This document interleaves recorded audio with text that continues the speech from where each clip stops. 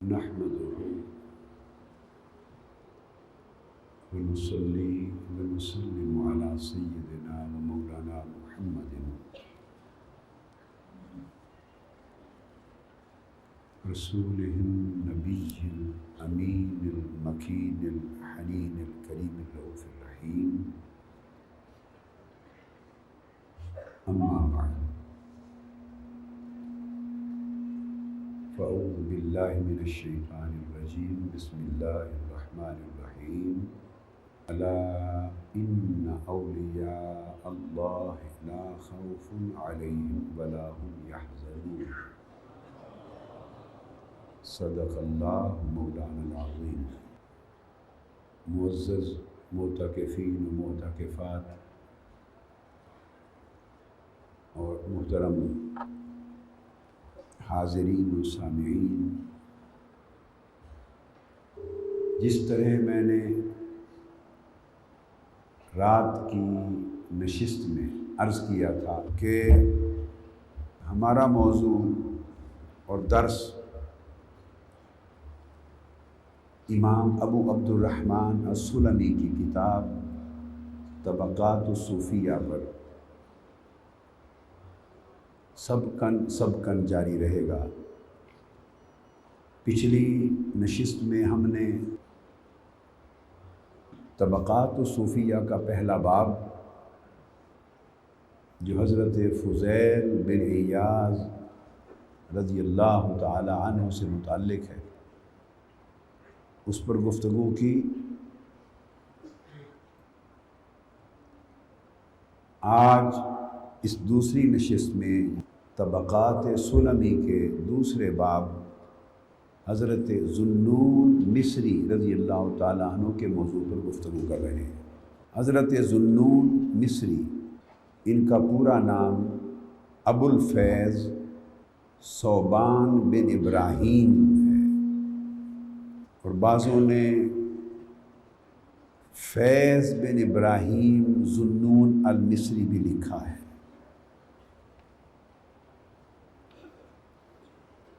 और इनके हालात ज़िंदगी की सबसे पहली रिवायत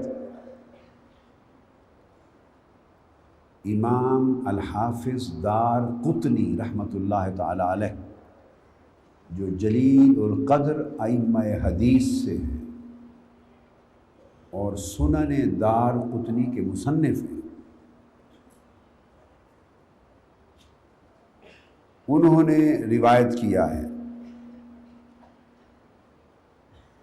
इनके हालात को।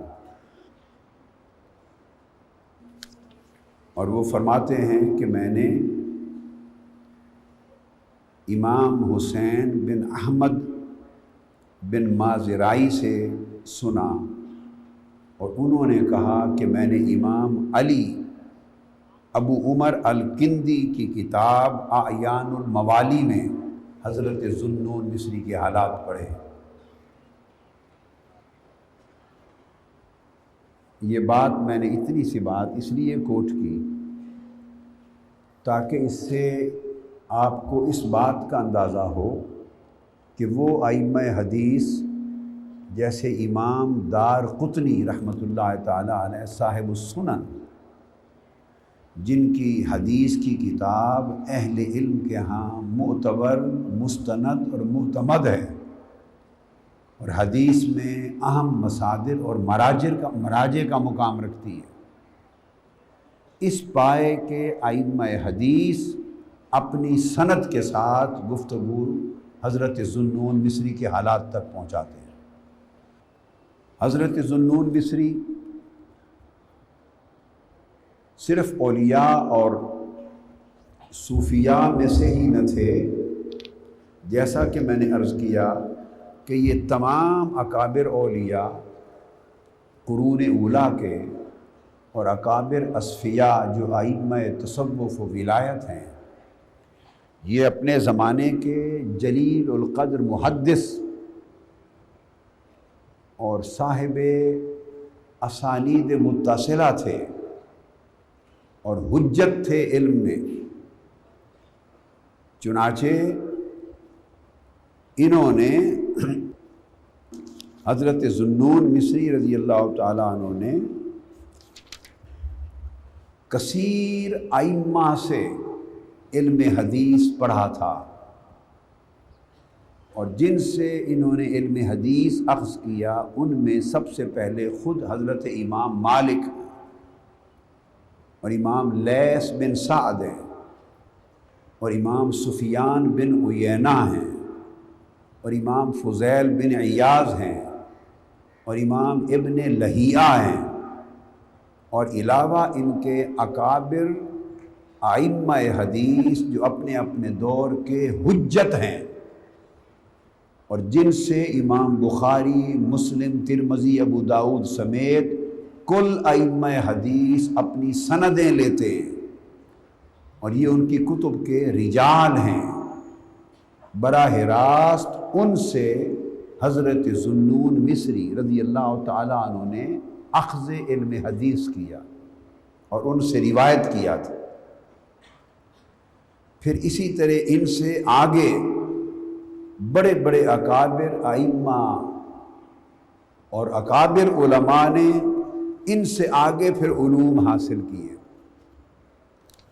یہ ان کا مقام اور مرتبہ علم میں، حدیث میں، فقہ میں اور علوم شریعت میں تھا۔ اور جیسا کہ میں نے پہلے عرض کیا، بات فقط اتنی ہے کہ ان کے پاس علم قال کی کمی نہ تھی، اور حدیث اور علم پر اطلاع کی کمی نہ تھی، مگر غلبہ حال کی وجہ سے اس کو روایت کم کرتے تھے۔ مگر ان کی زندگی اور ان کے اعمال اور ان کے احوال آقا علیہ الصلوۃ والسلام ہی کی حدیث اور سنت پر ہمیشہ قائم ہوتے تھے۔ امام ابن جلا روایت کرتے ہیں، اور ان کی روایت کو امام ابن الجوزی نے صفت الصفوہ میں نقل کیا ہے۔ وہ فرماتے ہیں کہ میں نے اپنی زندگی میں 600 ائمہ اور شیوخ سے ملاقات کی۔ امام ابن الجلا روایت کرتے ہیں کہ میں نے 600 اکابر شیوخ سے ملاقات کی اور ان سے سماع کیا، مگر خدا کی قسم ان 600 میں سے 4 ایسے پائے کہ ان کے مثل کوئی دنیا میں نہ تھا، اور ان 4 میں ایک حضرت ذوالنون مصری بھی تھے۔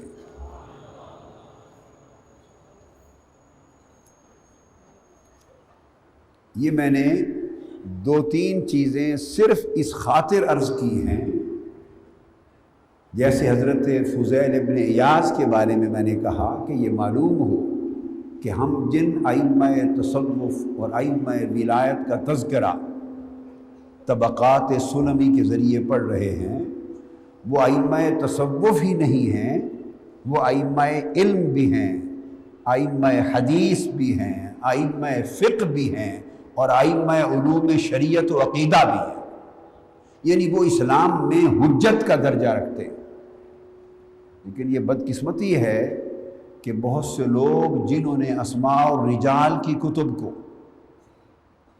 کھنگال کے نہیں دیکھا، اور جن کا مطالعہ صرف چند ناموں کے کو دیکھنے اور پڑھنے تک محدود رہا، وہ ان کے احوال علمی اور مقام علمی سے آگاہ نہ ہو سکے۔ حضرت ذوالنون مصری رضی اللہ تعالیٰ عنہ کی اپنی سند حضور علیہ الصلوۃ والسلام تک متصلاً اور مرفوعاً عالی سند ہے۔ وہ روایت کرتے ہیں حضرت ذوالنون مصری، حضرت احمد بن صلیح الفیومی نے روایت کیا، انہوں نے حضرت ذوالنون مصری سے سنا، اور ذوالنون مصری نے حضرت امام اللیث بن سعد سے روایت کیا، انہوں نے حضرت نافع سے روایت کیا، انہوں نے حضرت عبداللہ ابن عمر سے روایت کیا۔ آپ اندازہ کریں کہ حضرت ذوالنون مصری کے درمیان حضرت عبداللہ ابن عمر رضی اللہ تعالیٰ عنہ تک صرف 2 واسطے ہیں، حضرت لیث بن سعد کا واسطہ، اور لیث بن سعد یہ اہل مصر کے فقہ کے امام تھے، امام لیث، ان کا نام تھا ابو الحارث لیث بن سعد بن عبد الرحمن، یہ اہل مصر کے امام تھے فقہ کے اور حدیث کے، اور سمرقند کے اور مصر کے اور حجاز کے ائمہ کبار میں سے تھے۔ ان سے امام ذوالنون مصری روایت کرتے ہیں، اور وہ خود حضرت نافع سے روایت کرتے ہیں، اور حضرت نافع حدیث میں اہل مدینہ کے امام ہیں، اور امام مالک کی جو سند حضرت عبداللہ بن عمر تک جاتی ہے وہ سب سے معتبر سند وہ ہے جو حضرت نافع کے ذریعے جائے، اصول حدیث اور اصول اسناد میں۔ تو وہ امام نافع سے روایت کرتے ہیں، اور وہ براہ راست حضرت عبداللہ ابن عمر سے روایت کرتے ہیں۔ اب یہ میں نے ان کا علمی سلسلہ اور علمی سند آپ کے سامنے رکھی ہے، اور وہ روایت کرتے ہیں ابن عمر رضی اللہ تعالیٰ عنہ کہ قال رسول اللہ صلی اللہ علیہ وآلہ وسلم الدنیا سجن المؤمن وجنت الکافر، فرماتے ہیں کہ یہ دنیا مرد مومن کا قید خانہ ہے اور کافر کی جنت ہے۔ مطلب یہ ہے کہ مومنوں کی راحت اس دنیا میں نہیں رکھی گئی،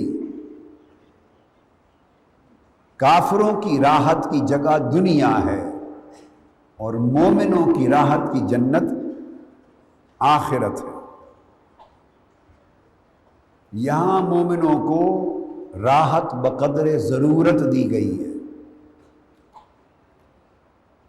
کافروں کو راحت زائد از ضرورت دی گئی ہے، اس لیے کہ مومن کا نصیب آخرت میں زیادہ ہے اور کافر کا نصیب آخرت میں نہیں ہے۔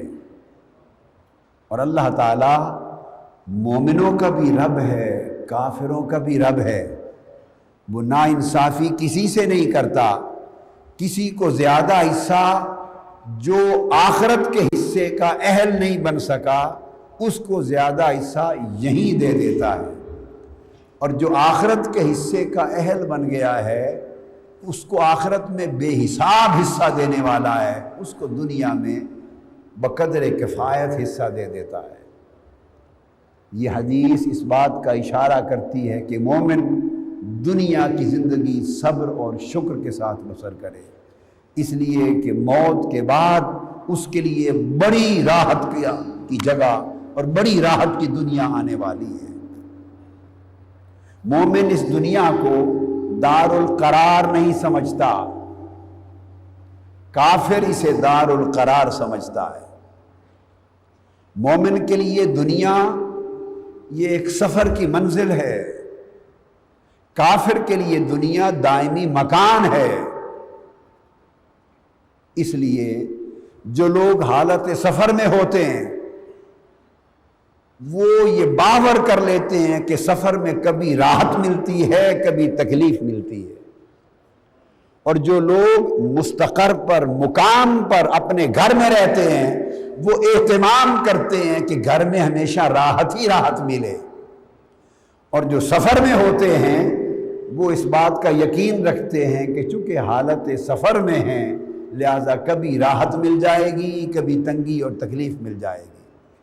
اس بات کی طرف اشارہ، اور حدیث میں فرمایا کہ مومن کا قید خانہ ہے، جس طرح کوئی قیدی قید خانے میں اپنا وقت گزر کرتا ہے اور وہ شکوہ نہیں کرتا اس لیے کہ اسے معلوم ہے ہوا جو قید خانہ تو شکوہ کاہے کا، لیکن اس کا دار القرار اس کی موت کے بعد آنے والا ہے، اور مومن کی موت اس کی زندگی کا خاتمہ نہیں ہوتی، اس کی زندگی کا انتقال ہوتی ہے۔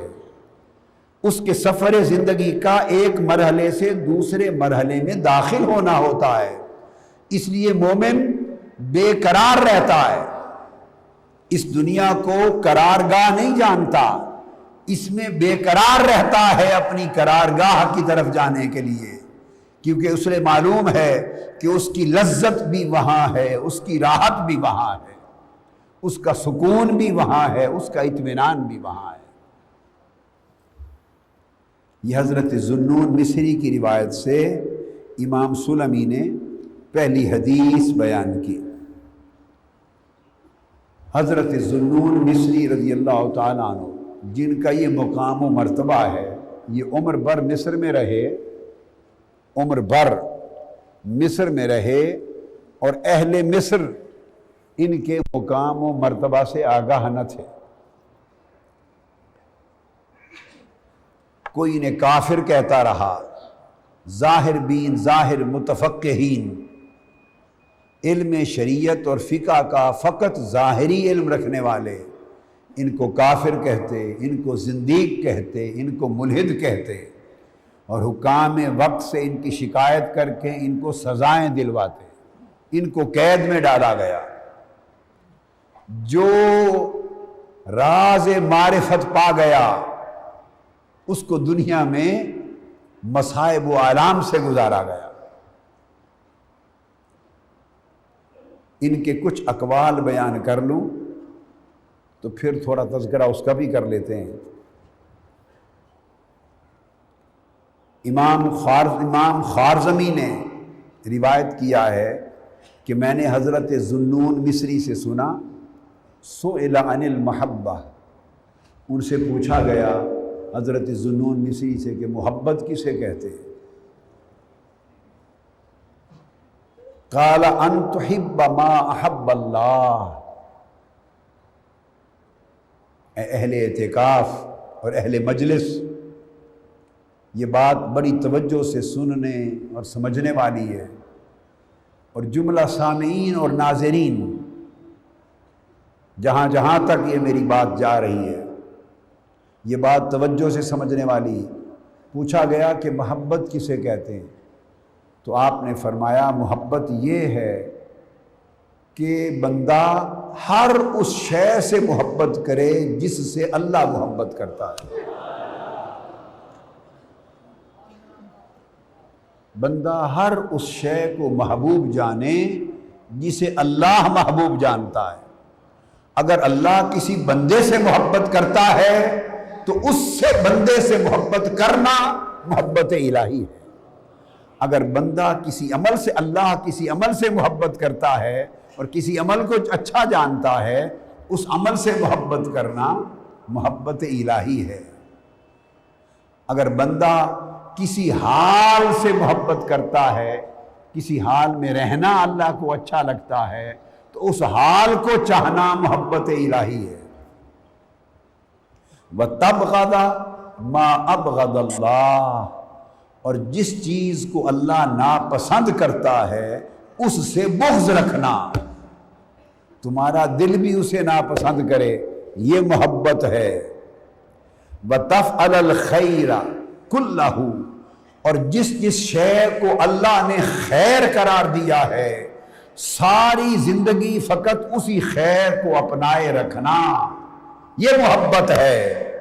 وَتَرْفَضَ كُلَّ مَا یشغل عن اللہ، اور ہر اس عمل کو چھوڑ دینا، اور ہر اس راستے کو چھوڑ دینا، اور ہر اس طور طریقے کو ترک کر دینا، اور ہر اس شے کو ٹھوکر مار دینا جو شے تمہیں اللہ سے دور کر دینے والی ہے، جو شے تمہیں اللہ کی محبت سے دور کر دینے والی ہے، جو اللہ سے کے قرب سے محروم کر دینے والی ہے، جو اللہ کی ناراضگی کا باعث بن جانے والی ہے، اس شے کو اس لیے چھوڑ دینا کہ یہ عمل، یہ مجلس، یہ دوستی، یہ تعلق یا یہ شے مجھے اللہ سے دور کر دے گی، بس۔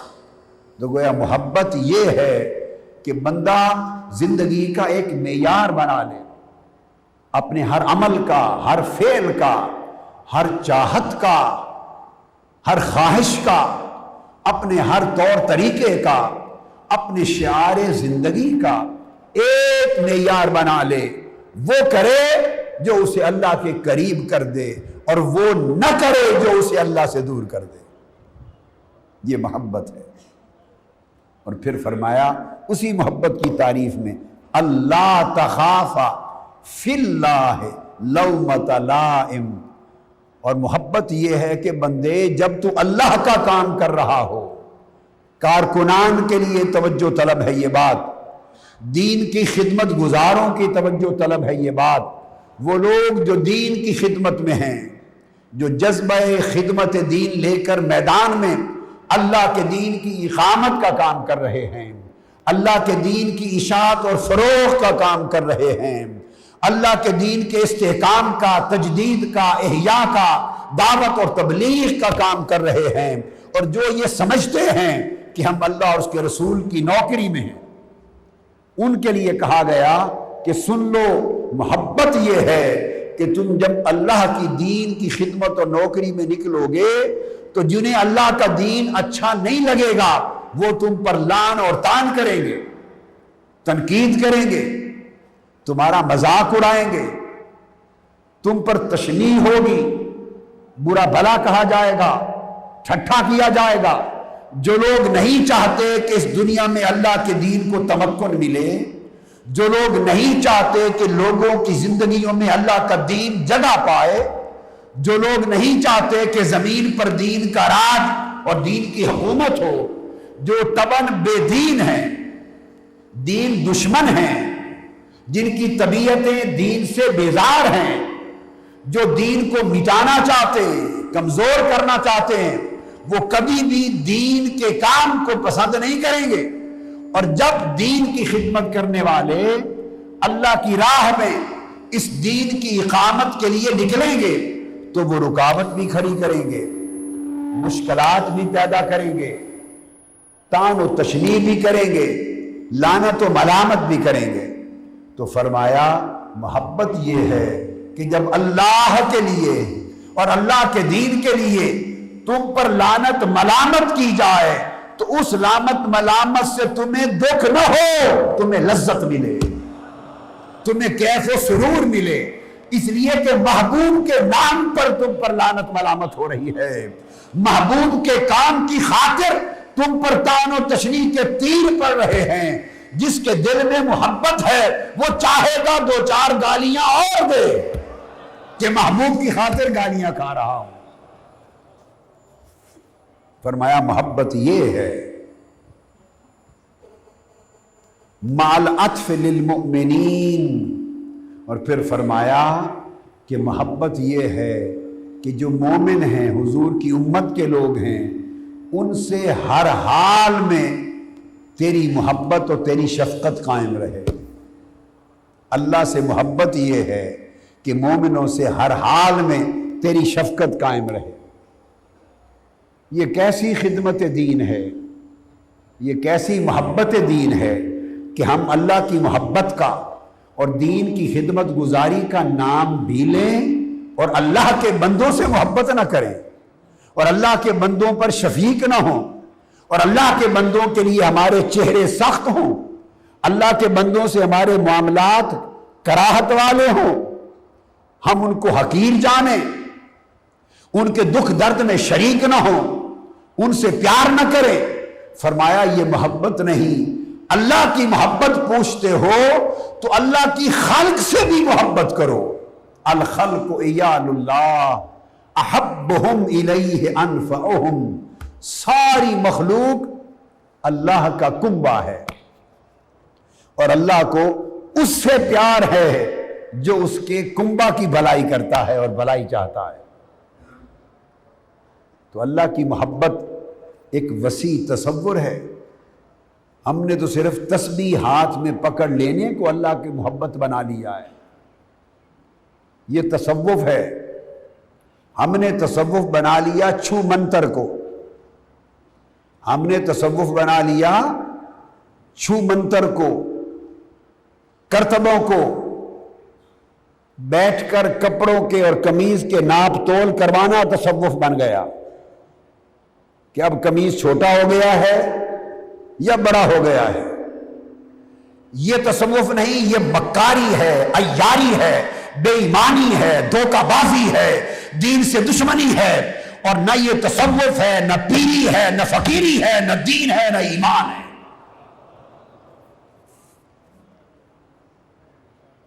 ٹی وی والے تو اس لیے کرتے ہیں کہ ان کو تو پیسہ چاہیے، ان کو تو وسائل چاہیے، وہاں آ کر کنجری ناچ لے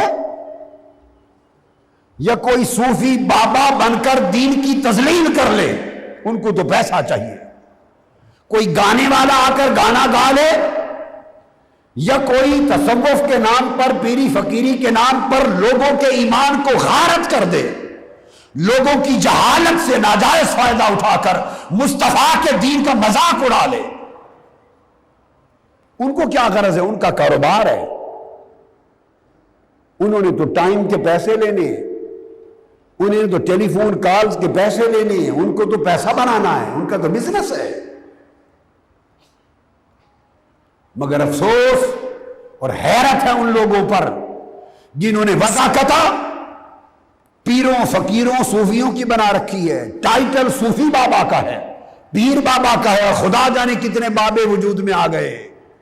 خدا کے لیے آقا علیہ السلام نے فرمایا، کل اولیاء نے فرمایا، دنیا کو دنیا کے نام پر کمانے والا عذاب میں نہیں جائے گا، اس نے دنیا دنیا کے نام پر کمائی ہے۔ ہلاکت، تباہی اور بربادی تو اس شخص کی ہے جو دنیا کما رہا ہے دین کے نام پر، دنیا کما رہا ہے دین کے نام پر دھوکہ دے کر، اور امت کی جہالت کی انتہا ہے۔ کبھی ایسے کرتب داتا گنج بخش جویری نے کیے تھے؟ ایک سوال کر رہا ہوں، کبھی ایسے کرتب خواجہ اجمیر نے کیے تھے؟ کبھی قطب الدین مختیار کاکی نے کیے؟ کبھی حضرت بابا فرید الدین گنج شکر نے کیے؟ کبھی خواجہ نظام الدین اولیاء نے کیے؟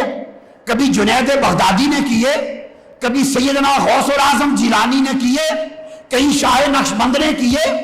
ارے جو صوفی تھے، جو بابا تھے، جو پیر تھے، جو فقیر تھے، جو اہل اللہ تھے، جو اولیاء تھے، ان کی زندگی تو کرتبوں سے تو چھوڑے کرامتوں سے بھی گریز کرتی تھی۔ اور آج تباہی کا یہ عالم کہ کافرانہ کرتب، گمراہانہ کرتب،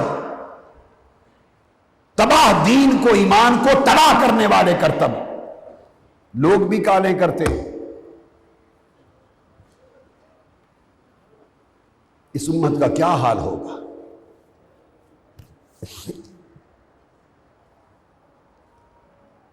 تصوف یہ ہے، تصوف حسن اخلاق ہے، تصوف حسن سیرت ہے، تصوف حسن کردار ہے، تصوف تقوی کا نام ہے، تصوف توکل کا نام ہے، تصوف خدا کے حضور گریہ و بکا کا نام ہے، تصوف اللہ کی مخلوق سے شفقت و محبت کا نام ہے، تصوف صدق کا نام ہے، عقل حلال کا نام ہے، حرام سے بچنے کا نام ہے، تصوف سادگی کا نام ہے، مکاری سے بچنے کا نام ہے۔ اور پھر فرمایا تصوف کیا ہے؟ اتباع رسول اللہ صلی اللہ علیہ وآلہ وسلم فی الدین، اپنی دین کی زندگی میں، پوری زندگی میں حضور کی سنت کی اتباع کرنا، یہ تصوف ہے، یہ اللہ کی محبت ہے۔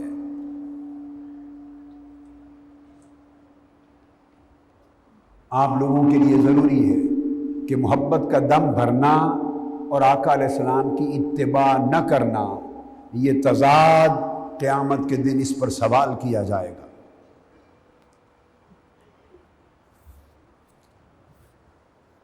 حضرت ذوالنون مصری رضی اللہ تعالیٰ عنہ روایت کرتے ہیں، آپ فرماتے ہیں، جس کو امام سلمی نے روایت کیا، قال اللہ تعالی من کان لی مطیعا کنت لہ ولیہ،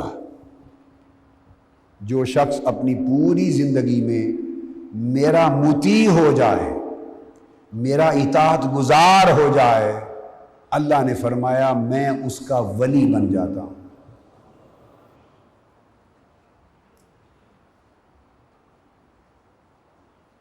جو پوری زندگی میں میرا اطاعت گزار ہو جائے، میرے فرمان کی پیروی کرنے والا بن جائے، میرے حکم کی تعمیل کرنے والا بن جائے، میں اس کا ولی ہو جاتا ہوں۔ پھر وہ مجھ پر اعتماد رکھے، پھر وہ توہم نہ کرے۔ یہ توہم پرستی ہے، یہ جو کچھ دنیا میں تماشا، تصوف، پیری فقیری کے نام پر ہو رہا ہے اور مختلف چینلز کرتے ہیں، یہ سارا کچھ ہندو مذہب ہے، ہندو مذہب کا کرتب ہے، اس کا اسلام سے کوئی تعلق نہیں ہے۔ یہ ہندوؤں کی میراث ہے۔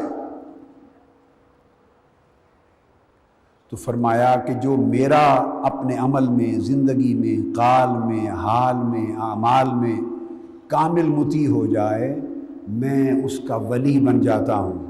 فرمایا پھر وہ مجھ پر وثوق کرے، اعتماد کرے۔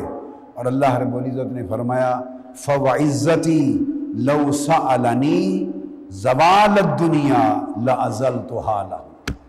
پھر خدا کی قسم، اگر وہ قسم کھا کے مجھ سے یہ کہہ دے کہ اس باری تعالیٰ اس ساری دنیا کو مٹا دے، اگر میرا بندہ یہ بھی سوال کر دے تو اس کی خاطر دنیا کو بھی مٹا دوں گا، نیست و نابود کر دوں گا۔ مگر جو میرا ہو جاتا ہے وہ مجھ سے ایسی باتیں نہیں کیا کرتا، ایسے سوال نہیں کرتا۔ وہ تو 72 تن پورے کے پورے کربلا میں کٹ جائیں اور نیزوں پہ لٹک جائیں تو تب بھی یہ نہیں کہتا کہ ان یزیدیوں کو مٹا دے۔ نیزوں پہ سر چڑھ جائیں اور لاشوں پہ گھوڑے چل کے ان کو ریزہ ریزہ کر دیں تو جو اللہ کے ہو جاتے ہیں، چونکہ اس پر اعتماد رکھتے ہیں، وہ تو تب بھی نہیں کہتے کہ باری تعالیٰ ان یزیدیوں کو مٹا دے، نہیں، وہ اپنا معاملہ اللہ پہ چھوڑ دیتے ہیں، اللہ پہ چھوڑ دیتے ہیں۔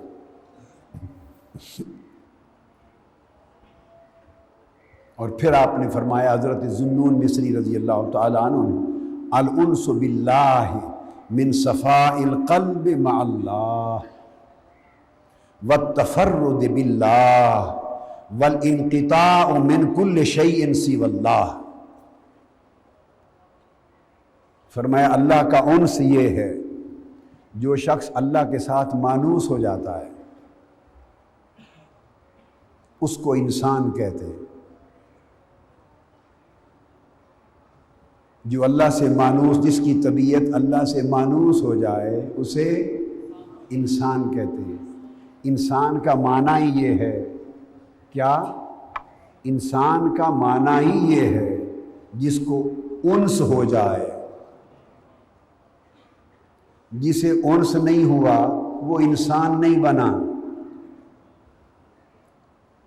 جسے انس نہیں ہوا وہ انسان نہیں بنا، اور جسے انس ہو گیا وہ انسان ہوا۔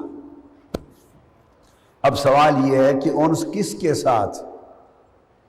الانس باللہ، انس اللہ کے ساتھ۔ تو فرمایا اللہ کے ساتھ اگر انس ہو جائے تو پھر وہ انس بندے کو اللہ کے ساتھ ایک معیت عطا کر دیتا ہے، جوڑ دیتا ہے اللہ سے، ایک تعلق میں، ایک رشتے میں، ایک نسبت میں۔ اور اس کا فیض کیا ہوتا ہے؟ من صفاء القلب مع اللہ، اس کا دل صاف ہو جاتا ہے کدورتوں سے، ساری غلاظتوں سے، کینوں سے، بغض سے، حسد سے، اناد سے، یہ سارے گورکھ دھندے جس میں ہم 24 گھنٹے الجھے رہتے ہیں، اور وہ دنیاوی گورکھ دھندے جو ہمیں پریشان رکھتے ہیں، ہمیں فلاں نے یہ کہہ دیا اور فلاں نے یہ کر دیا، میں اس کو کیسے چھوڑ دوں، اس نے میرے ساتھ یہ کیا، میں کیسے معاف کر دوں، آپ کو نہیں پتہ اس نے میرے ساتھ یہ کر دیا، اس نے فلاں موقع پر مجھے یہ کہا تھا، اس نے وہ شادی تھی ہماری شادی پر نہیں آیا تھا، اس نے میرے بچوں کے ساتھ یہ کیا تھا، اس نے مجھے گالی دی تھی، وہ میرے مقابلے میں اس نے یہ کیا تھا۔ ساری زندگی اسی گورکھ دھندے میں گزرتی ہے، اسی میں گزرتی ہے۔ تو فرمایا نہیں، ان ساری چیزوں سے ان لوگوں کے دل صاف ہو جاتے ہیں جب ان کے دل اللہ کے انس کے ساتھ جڑ جاتے ہیں۔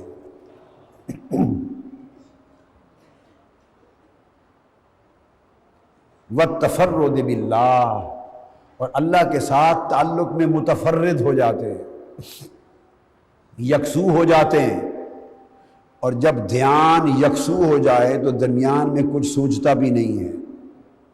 آپ سوچئے نا، اگر آپ کسی گہرے دھیان میں بیٹھے ہوں، کسی گہری سوچ میں بیٹھے ہوں، بڑی گہری سوچ میں، اور دھیان آپ کا گہرائی کے ساتھ کسی ایک خیال میں لگا ہو، اور دائیں بائیں کوئی آپ سے بات بھی کر رہا ہو، تو آپ کی سمجھ میں وہ بات آتی؟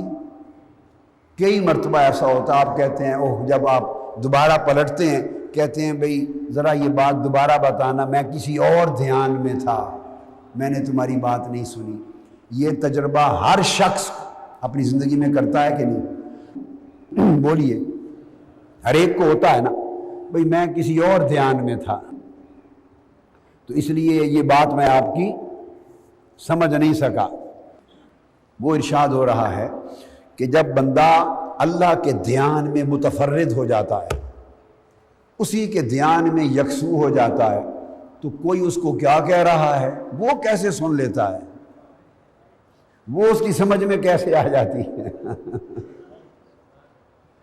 بھئی آپ کسی اپنے دھیان میں لگے ہوں تو دائیں بائیں کی باتیں تو آپ سمجھ نہیں سکتے، اور اگر کوئی سوچیے، میں مثال دے رہا ہوں عین حقیقت، تو جب کوئی مولا کے دھیان میں متفرد ہو جاتا ہے، اسے کسی کی کہلائی ہوئی باتیں، کہیں کہلائی باتیں کب اس کے دھیان میں آتی، اسے تو پتہ ہی نہیں چلتا کس نے کیا کہا، اور کہا اس نے سنا سمجھا بھی تو کل بھول جاتا ہے۔ کل، اس لیے انسان کے دو معنی ہیں، ایک وہ جسے انس ہو جائے اور ایک وہ جو بھول جائے۔ انسان کے دو معنی ہیں، کیا؟ انسان انس سے، آناسا سے بھی ہے لفظ انسان، اور لفظ انسان ناسیہ سے بھی نکلا ہے، دو مادے ہیں۔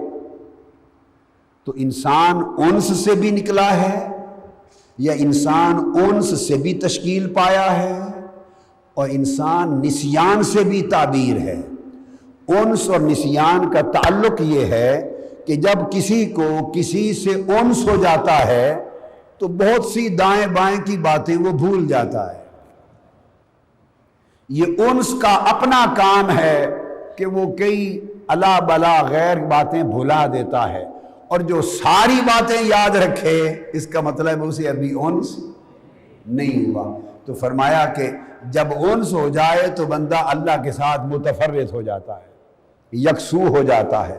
اور الانقطاع من کل شیء سوی اللہ، اور ہر وہ چیز جو اللہ کی غیر ہے وہ اپنے دل کو اس سے منقطع کر لیتا ہے۔ یہ محبت ہے، اور جسے یہ محبت نصیب ہو جائے وہ صوفی ہے، جسے یہ محبت نصیب ہو جائے وہ صوفی ہے۔ اور آج ہمارے دور میں الا ماشاء اللہ، اور ہمارے یہاں صوفی کون ہے جس کا پورا دھیان مرید کی جیب پر رہے، پورا دھیان مرید کے مال پر رہے، تاکہ اچھے مال والا ہے اسے کہے ذرا آپ آگے آ کے بیٹھے، کمزور غریب مزدور ہے تو پیچھے جاؤ، پیچھے جا بیٹھتے ہیں، کس نے بٹھاتا ہے تو پیچھے بہو، مالدار آگے بیٹھے غریب پیچھے بیٹھے۔ اور اللہ پاک نے حضور علیہ السلام سے فرمایا تھا کہ جو غریب مسکین لوگ ہیں محبوب، ان سے کبھی آنکھیں نہیں ہٹانی، ان سے آنکھیں نہیں ہٹانی، انہیں قریب رکھنا ہے۔ کیوں؟ موسیٰ علیہ السلام نے پوچھا باری تعالیٰ تو کہاں رہتا ہے، تو کہاں رہتا ہے؟ اللہ پاک نے فرمایا میں ٹوٹے دلوں میں رہتا ہوں۔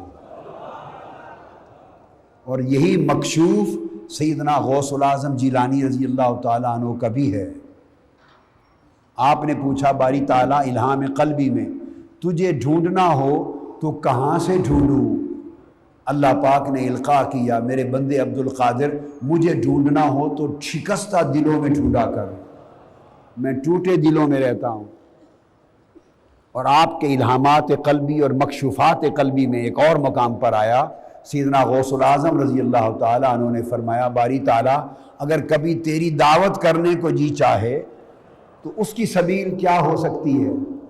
کیا تیری دعوت بھی کر سکتے ہیں؟ فرمایا ہاں میری دعوت بھی ممکن ہے، میری دعوت بھی ممکن ہے، اللہ کی دعوت کیا کرو۔ ہائے ہائے ہائے، صوفی بننا ہے اللہ کی دعوت کیا کرو۔ پھر کیا تو تیری دعوت کیسے ممکن ہے اور کس طرح کریں؟ فرمایا جو غربت اور فقر و فاقہ کی آگ میں جل چکے ہیں جو لوگ، میں ان کا مہمان رہتا ہوں۔ جو لوگ فاقوں کی آگ میں جل گئے ہیں میں ان کے ہاں مہمان رہتا ہوں، ان کی دعوت کیا کرو تو میں خود بخود تمہارے دسترخوان پہ ہوں گا۔ یہ تصوف ہے۔ تو اللہ کی ایسی دعوت کرنے والے وہ صوفی ہیں۔ امریکہ میں نیو یارک میں خطاب کر رہا تھا، اور جب خطاب ختم ہوا تو سوال و جواب کی نشست ہوئی، کویسچن آنسرز کا ایک سیشن تھا۔ اس میں ایک شخص نے کھڑے ہو کے سوال کیا، جولائی اگست کا مہینہ تھا۔ اس نے کہا جی یہاں بے حساب پیر حملہ آور ہیں پورے نیو یارک پر، جب موسم آتا ہے تو بڑے بڑے پیر یہاں حملہ آور ہو جاتے ہیں، ساتھ ان کے مارکیٹنگ مینیجرز بھی ہوتے ہیں، وہ جو ان کے لیے مارکیٹنگ کرتے ہیں، ان کی کرامتیں بناتے ہیں، رات کو بناتے ہیں، صبح سناتے ہیں، اور وہ تقریروں میں ان کو کتب اور غوث بناتے ہیں، پھر لوگوں کو گھیر کے لاتے ہیں اور مرید کرتے ہیں۔ اور یہ کمپٹیشن ہوتا ہے کہ کتنے مرید بنا کے لائے، کتنا مال بنا کے لائے، الا ماشاء اللہ۔ میں کہتا ہوں سوائے ان لوگوں کے جو صحیح صاحبان طریقت ہیں، زمانہ کبھی اہل اللہ سے خالی نہیں ہوتا، مگر وہ آٹے میں نمک سے بھی کمتر ہوتے ہیں، بقایا تو آٹا ہوتا ہے۔ جیسے آپ آٹا گوندھتے ہیں نا روٹی پکانے کے لیے، تو 8 10 12 افراد کی فیملی ہو تو آٹا کتنا ڈالتے ہیں بولیے، اور نمک کتنا ڈالتے ہیں؟ بس جتنا نمک ڈالتے ہیں اس سے کم اہل صدق و صفا ہوتے ہیں، اور جتنا آٹا ہوتا ہے وہ اہل دنیا ہوتے ہیں جو تصوف کے نام پر، دین کے نام پر، شریعت کے نام پر کماتے ہیں، اہل دنیا ہوتے ہیں۔ تو انہوں نے پوچھا کہ یہاں کمپٹیشن ہے، سارے کہتے ہیں یہ پیر کامل ہے، یہ کامل ہے، اس کا ہمارے پیر کا مرید بن، ہمارے پیر کا مرید بن۔ تو ایک کمپٹیشن ہے، آپ ہمیں پیر کامل کی پہچان بتائیں کہ پیر کامل کون ہوتا ہے۔ مجھے سوال کیا، میں نے انہیں کہا بھئی میں تو ابھی میرا حال تو یہ ہے کہ میں تو ابھی مرید بھی ناقص ہوں، میں کیا پہچان بتاؤں گا؟ پیر تو پیر ہوتا ہے، میں تو ابھی مرید بننے کے بھی صحیح لائق نہیں ہوا، میں ناکارہ ہوں۔ مگر جو کاملوں سے سنا اور پڑھا اور سمجھا ہے وہ بتا دیتا ہوں کاملوں سے، کہ پیر کامل کی پہچان یہ ہے جسے مریدوں کی تلاش نہ ہو۔ پیر کامل کی پہچان یہ ہے جسے مریدوں کی تلاش نہ ہو، اور جو بیچارہ خود مریدوں کی تلاش میں مارا پھرتا ہے وہ تو مریدوں کا مرید ہے۔ جو مریدوں کی تلاش میں دنیا میں مارا پھرتا ہے وہ تو ابھی خود مریدوں کا مرید ہے۔ مرید کا معنی ہے ارادہ کرنے والا، مرید کا معنی ہے ماشاءاللہ ماشاءاللہ۔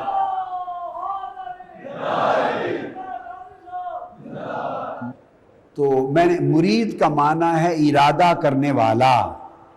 حضور سیدنا غوث العظم رضی اللہ تعالیٰ عنہ نے فرمایا یہ چونکہ 10 خطابات جتنے ہیں، نشستیں، خطابات تو کئی ہیں مگر 10 نشستیں، چونکہ یہ ہیں تعلیمات تصوف اور اصلاح احوال کے موضوع پر، تعلیمات تصوف اور اصلاح احوال، اور درس ہو رہا ہے امام ابو عبد الرحمن السلمی کی طبقات و صوفیہ کا، اس لیے تمام چیزیں اس سے ریلیونٹ سمجھا رہا ہوں اور سمجھاتا رہوں گا۔ تو سیدنا غوث العظم رضی اللہ تعالیٰ عنہ نے غنیۃ الطالبین میں فرمایا، مرید کی تعریف کسی نے پوچھی کیا ہے، فرمایا جو اللہ کا ارادہ کرے۔ مرید کی تعریف کیا ہے؟ جو وَاصْبِرْ نَفْسَكَ مَعَ الَّذِينَ يَدْعُونَ رَبَّهُمْ بِالْغَدَاةِ وَالْعَشِيِّ يُرِيدُونَ وَجْهَهُ، جو اللہ کے مکھڑے کا ارادہ کرے، جو دیدار الہی کا ارادہ کریں، اور جنہیں رب کے دیدار کے سوا کوئی شے مقصود نہ ہو۔ مرید خالص وہ ہے کہ دنیا تو دنیا ہے، دنیا دنی سے ہے، اور یہ تو اس کا معنی ہی گھٹیا شے ہے۔ دنیا کا معنی کیا ہے؟ گھٹیا، اور آخرت کا معنی ہے جو بعد میں آئے گی۔ سو مرید وہ ہے جو نہ گھٹیا کو چاہے نہ بعد والی کو چاہے، نہ دنیا کا طالب ہو اور نہ آخرت کے منزلوں اور رتبوں کا طالب ہو، تو پھر کس شے کا طالب ہو؟ یریدون وجہہ، رب کے مکھڑے کا طالب ہو۔ اس کی خواہش، اس کی طلب فقط مولا کے دیدار کی رہے، اللہ کی رضا کی رہے، اور اس لیے اللہ کی اطاعت کرے۔ حضرت رابعہ بصری سے پوچھئے مرید کون ہے؟ ایک روز انہوں نے ہاتھ میں پانی کا برتن اٹھا لیا، ایک ہاتھ میں آگ اٹھا لی، ان کے اوپر ایک حالت وجد تھی، ایک کیف تھا، ایک سرور تھا، ایک مستی تھی، بے خودی کا حال تھا۔ اور کسی نے پوچھا کہ بی بی جان، آپ ایک ہاتھ میں آگ اور ایک ہاتھ میں پانی لے کے جا رہی ہیں، کیا ارادہ ہے؟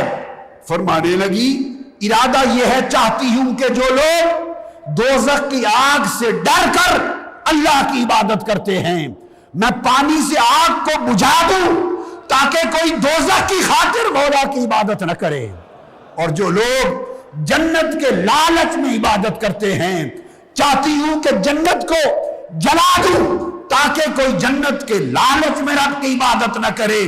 نہ جنت رہے نہ دوزخ، جو سجدہ ریز ہو یار کے لیے سجدہ ریز ہو، جو عبادت کرے مولا کے لیے عبادت کرے۔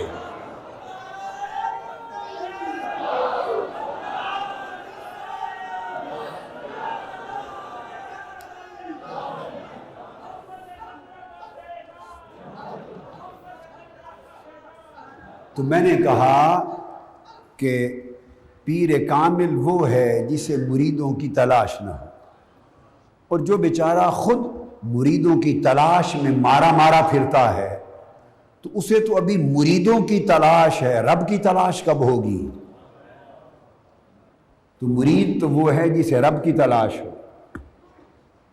جو کامل لوگ تھے، 1000 کتابیں تصوف کی اٹھا کے دیکھ لیں، یہ میری بات نہیں، 1000 کتاب بھی اگر ہاتھ میں تصوف کی آئے اٹھا کے دیکھ لیں، مجدد الفسانی کو دیکھ لیں رحمت اللہ تعالی علیہ، حضرت خواجہ باقی باللہ کو دیکھ لیں، اور پھر حضرت سری سقطی کو دیکھ لیں، جنید بغدادی کو دیکھ لیں، معروف کرخی کو دیکھ لیں، ابو الحسن خرقانی کو دیکھ لیں، حضرت بایزید بستامی کو دیکھ لیں، حضرت شاہ نقشبند کو دیکھ لیں، حضرت شیخ شہاب الدین سہروردی کو دیکھ لیں۔ الغرض اطراف و اکناف عالم میں جس ولی اور جس صوفی کی چاہے کتاب اٹھا لیں۔ یہ ہشت بہشت میرے سامنے ہے، حضرت خواجہ اجمیر کی کتاب کو دیکھ لیں، حضرت قطب الدین بختیار کاکی کو دیکھ لیں، حضرت خواجہ عثمان ہارونی کو دیکھ لیں، حضرت بابا فرید الدین گنج شکر کو دیکھ لیں، حضرت نظام الدین اولیاء کو دیکھ لیں، حضرت محبوب الہی کو دیکھ لیں، حضرت چراغ دہلوی کو دیکھ لیں، حضرت صابر علاء الدین کلیری کو دیکھ لیں، جس ولی کو جس سلسلے میں، جس طریقے میں، جس خانوادے میں چاہیں اٹھا کے دیکھ لیں، عرب و عجم میں امام شاذلی کو دیکھ لیں، رفاعی کو دیکھ لیں، شیخ احمد البدوی کو دیکھ لیں، یعنی کوئی حد نہیں لگا رہا۔ 1000 سال میں جو تصوف کی کتاب آپ کو اولیاء اللہ کی ملے، اٹھا کے دیکھ لیں، اور کسی ایک کتاب میں کسی ولی کا عمل دکھا دیں کہ اسے کبھی زندگی میں مریدوں کی تلاش ہوئی ہو، زندگی میں اس نے یہ عمل ہی کیا ہو کہ مریدوں کی تلاش میں نکلے اور مرید بنائے کہ میں نے مرید بنانے ہیں۔ لوگ طویل سفر کر کر کے ان کی تلاش میں جاتے اور ارادت پاتے اور مرید بنتے، وہ مریدوں کی تلاش میں نہ جاتے، وہ مرید ہونے کے لیے جاتے تھے، مرید بنانے کے لیے نہیں جاتے تھے۔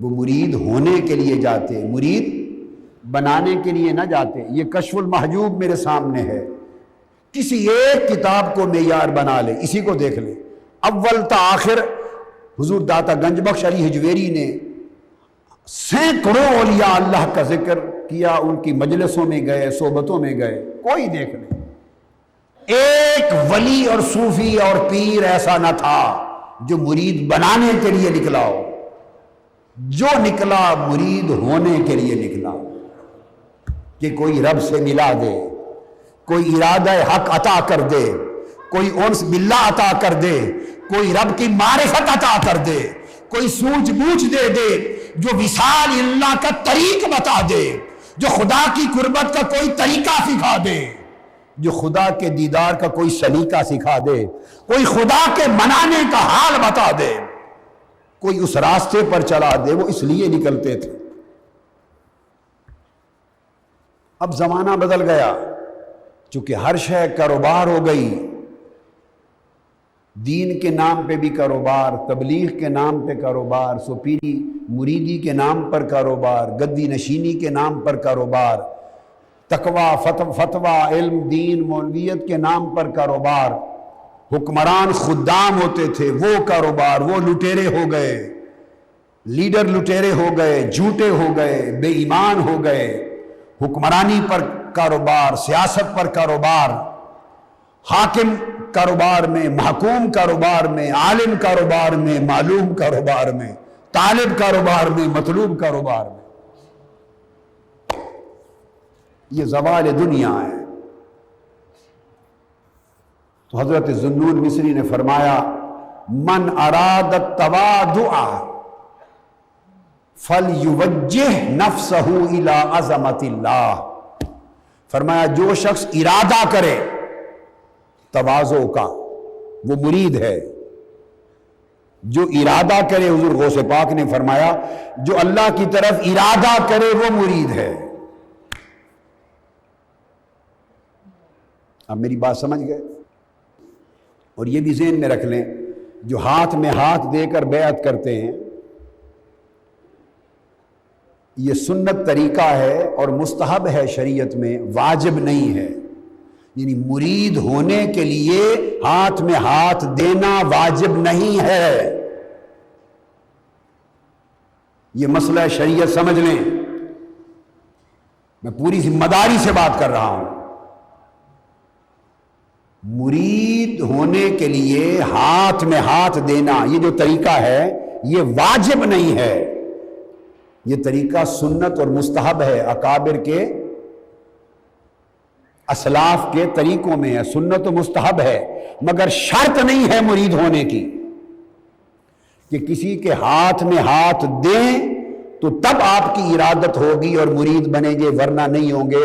ایسی کوئی شرط ہاتھ میں ہاتھ دینے کا لفظ بتا رہا ہوں، کتب تصوف میں، کتب سلوک میں، کتب طریقت میں، دنیا میں کہیں ایسی شرط نہیں ہے، یہ واجبات میں نہیں ہے۔ ارادہ کر لیا، جس کی طرف مرید ہو گئے بس۔ اور آپ اگر ہاتھ میں بہت سے لوگ ہیں کہ کسی کے ہاتھ میں ہاتھ دیا اور دل نہیں مانا، تو کیا وہ مرید رہا؟ ہاتھ دیا اور دل نہیں مانا، بعد میں دل پھر گیا تو وہ ہاتھ دینے کا فائدہ کیا؟ دل پھر گیا تو مرید نہ رہا، تو پتہ چلا کہ مرید ہونا یا نہ ہونا ہاتھ سے نہیں، دل کے ارادے سے ہے۔ دل سے ارادہ کر لیا، جس سمت مرید ہو گیا، اور پھر تمسک ہے۔ میں پھر دوہرا رہا ہوں تاکہ کوئی غلط فہمی میں مبتلا نہ ہو۔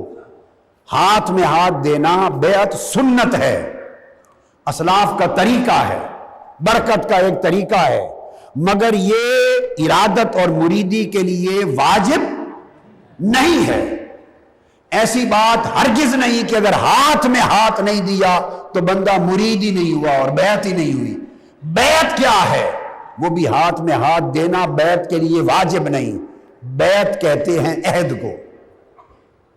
عہد کر لیا، زبان سے اقرار کر لیا، دل سے ارادہ کر لیا، مرید بھی ہو گئے، بیعت بھی ہو گئے۔ اور اگر ہاتھ میں ہاتھ دے لی، بیعت بھی کر لی اور ہاتھ بھی دے لیا اور دل سے نہ مانا تو نہ بیعت رہی نہ ارادہ رہا۔ اس لیے مرید کا لفظ ارادہ سے ہے، اور ارادہ دل کا عمل ہے، ہاتھ کا عمل نہیں، ارادہ دل کا عمل ہے۔ بہت سے اولیاء اللہ پہلے زمانوں میں ایسے ہوئے کہ جو ہاتھ سے ہاتھ دے کے اس طریقے کو نہیں بھی کرتے تھے، مگر کہتے تھے فلاں میرا شیخ ہے۔ تو سمجھانا یہ چاہتا تھا کہ یہ دراصل ارادہ ہے، اور ارادہ عمل قلبی ہے، دل سے ارادہ کر لیا، بات ختم ہو گئی۔ اب ڈیپینڈ تو یہ کرتا ہے کہ ارادہ کیا کس غرض کے لیے، کس سمت جانے کے لیے، کس کا۔ اگر بندہ اپنا ارادہ کروائے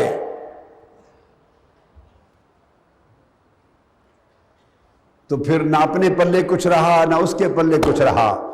ارادہ تو یہ ہے کہ بندہ مولا کا ارادہ کروائے، مدینے کا ارادہ کروائے اور عرش کا ارادہ کروائے، یا ارادہ گنبد خضرا کا ہو یا ارادہ صاحب عرش اولا کا ہو۔ ارادے دو ہیں، اور اہل اللہ اور اولیاء دنیا کے ارادوں کو اسی سمت لگانے کے لیے تشریف لائے۔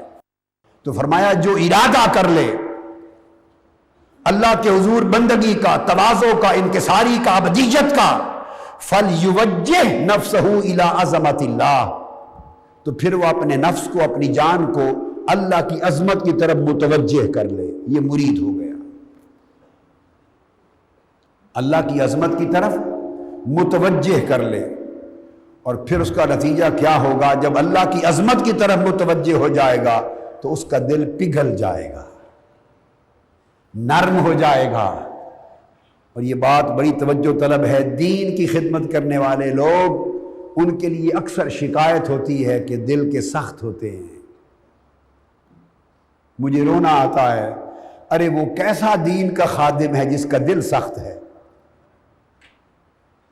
وہ کیسا دین کا خادم ہے جس کے چہرے سے دوسرے کو لطف اور اطمینان نصیب نہ ہو، جس کے چہرے پہ تبسم نہ ہو، جس کی زبان میں مٹھاس نہ ہو، جس کے دل میں نرمی نہ ہو، جس کے کردار میں لطف اور شفقت نہ ہو، اور دوسروں کے ساتھ جس کے معاملے میں محبت نہ ہو، وہ کیسا دین کا خادم ہے؟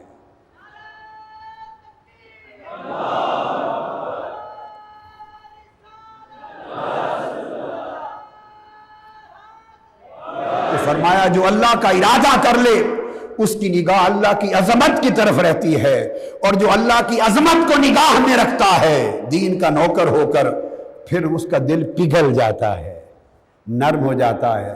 تو پگھلے ہوئے دل والے بنو، نرم نرم دل بنو، ٹوٹے ہوئے دل بنو، ٹوٹے دلوں کے حامل بنو۔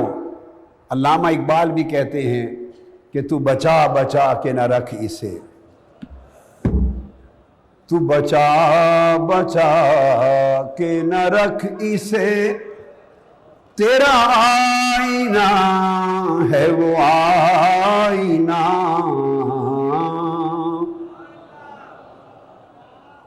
تو بچا بچا کہ نہ رکھ اسے، تیرا آئینہ ہے وہ آئینہ،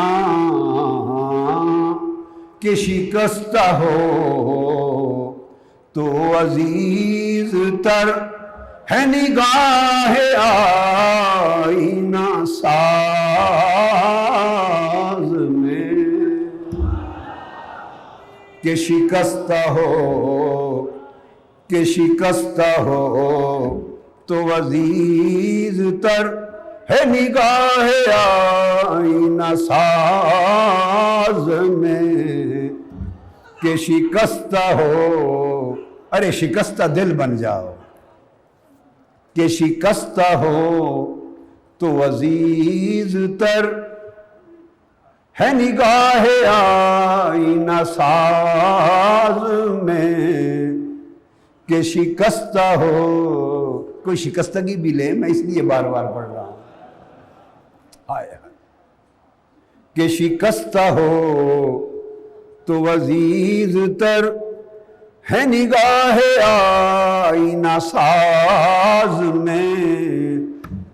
اسی لیے حضرت خضر علیہ السلام اور حضرت موسیٰ علیہ السلام جب سفر پہ نکلے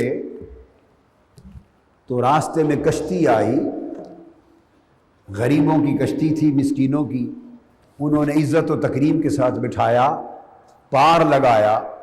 خضر علیہ السلام نے اترنے سے پہلے اپنا سوٹا مارا اور کشتی کو توڑ دیا 3-4 جگہوں سے، خضر علیہ السلام نے۔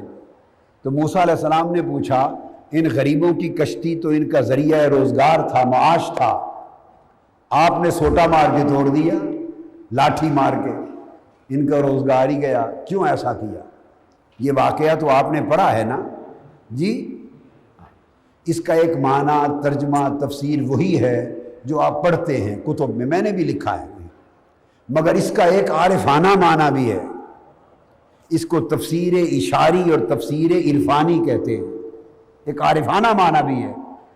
عارفانہ معنی کے لحاظ سے تربیت کے لیے مراد یہ ہے کہ وہ کشتی لکڑی والی کشتی نہ تھی، وہ کشتی قلب تھی، دل کی کشتی تھی۔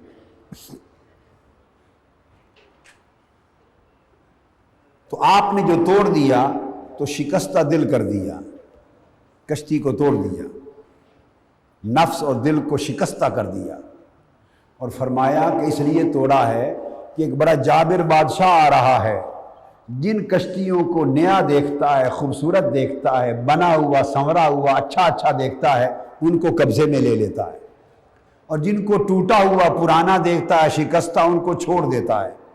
میں نے چاہا غریب بچے ہیں، ان کا روزگار ہے یہ کشتی، اس کو توڑ کے شکستہ کر دوں، تاکہ جب دیکھے گا ٹوٹی ہوئی کشتی ہے تو وہ بادشاہ اس کشتی کو چھوڑ دے گا، یہ تو اگلے دن جا کے مرمت کروا لیں گے، مگر غصب ہونے سے کشتی بچ جائے گی۔ تو اشارتاً اور معرفتاً مراد یہ تھی کہ وہ غاصب بادشاہ شیطان ہے، اور کشتی نفس کی کشتی اور دل کی کشتی ہے۔ وہ شیطان جابر بادشاہ ہے، وہ دیکھتا ہے کس کے نفس بڑے سمرے ہوئے ہیں، پلے ہوئے ہیں، کھا کھا کر، سو سو کر، پہن پہن کر، سج دھج کر، کس کے نفس اور دل خواہشات دنیاوی سے بڑے سجے ہوئے ہیں، دھجے ہوئے ہیں۔ جن کے نفس اور دل سجے دھجے نظر آئیں وہ شیطان بادشاہ ان پر قبضہ کر لیتا ہے، اور نفس و قلب آپ سے چھین کے لے جاتا ہے، پھر وہ نفس شیطان کے رہ جاتے ہیں، رحمان کے نہیں رہتے۔ اور توڑ دینے والا مرشد وہ ہوتا ہے جو ان کو توڑ دے۔ جب نفس اور دل شکستہ ہو جائے تو شیطان بھی شکستہ دلوں پر قبضہ نہیں کرتا، وہ کہتا ٹوٹے دل ہیں، ان پر کیا قبضہ کرنا۔ شیطان چھوڑ دیتا ہے، رحمان لے لیتا ہے۔ شیطان چھوڑ دیتا ہے شکستہ دل دیکھ کر، شکستہ نفس دیکھ کر، رحمان لے لیتا ہے۔ کہ شکستہ ہو تو عزیز تر ہے نگاہ آئینہ ساز میں، وما علینا الا البلاغ۔ شیخ الاسلام ڈاکٹر محمد طاہر القادری کے آفیشیل یوٹیوب چینل کو سبسکرائب کریں اور بیل آئیکن کلک کریں۔